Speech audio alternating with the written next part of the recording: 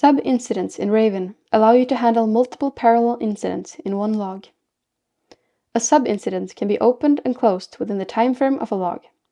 Often, sub-incidents happen within the original incident and should be considered a part of the main incident. Let's say there's a flood, and you want to start a log that tracks the timeline and information regarding this flood. During the flood, collapsing bridges and evacuation of inhabitants can be examples of sub-incidents. By using sub-incidents, RAYVN can help you sort out information connected to different sub-incidents so that you can select which sub-incident you want to focus on at a time. For example, you can see the specific log entries, tasks, and personnel connected to each sub-incident.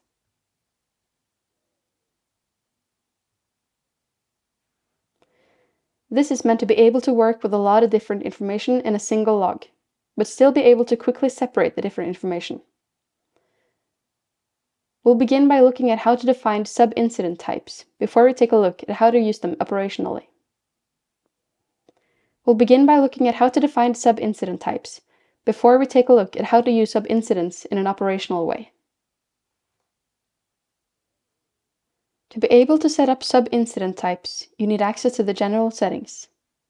To access the general settings, your user needs the Account Manager access level.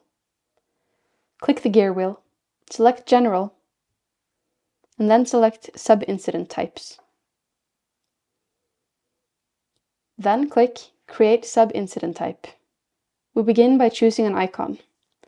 This icon will be presented later with a sub-incident. We then give the sub-incident a name. If necessary, we can also add a description to the sub-incident for more information. Then we predefine a severity level. The degree of severity will decide the order in which the sub-incident will appear in the active log, if we have several open sub-incidents at the same time. It is voluntary to set a predefined degree of severity, and we'll always have the option to change this in the log. When we've filled in the necessary information, press Create.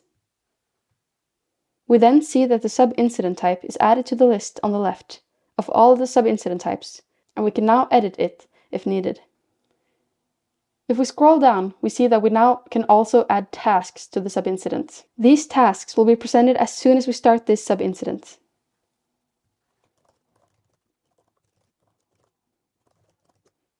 Let's create another one called Evacuation of Residents.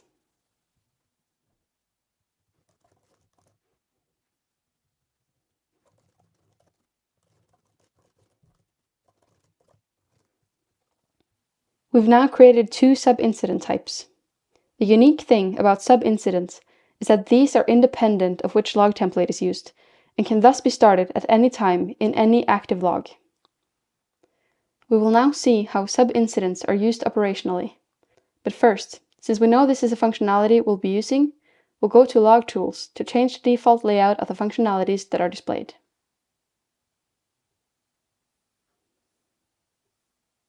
Here, we see that sub-incidents are not included, so we have to activate it. Now the sub-incidents tool will be shown in every log that is started. By doing it this way, we have changed the default layout for all future logs. We're now in an active log, and we have the log feed on the left and a number of tabs we can navigate through on the right. We're now going to start a sub-incident, so we'll have to find the tab for that. Here we can see that we have no active or completed sub-incidents. Click Create Sub-incident and select the one we want to activate.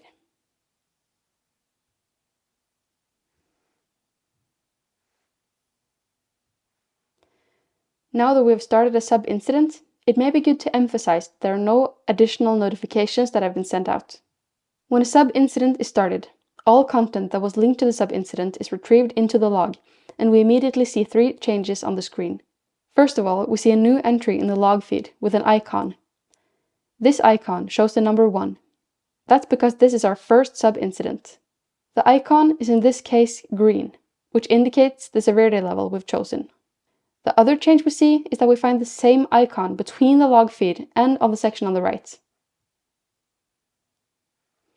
This is the place we press to go into the sub-incident. Here, we'll only see information that's related to the sub-incident. The third is that we now see that we have an active sub-incident under the Sub-Incidents tab on the right.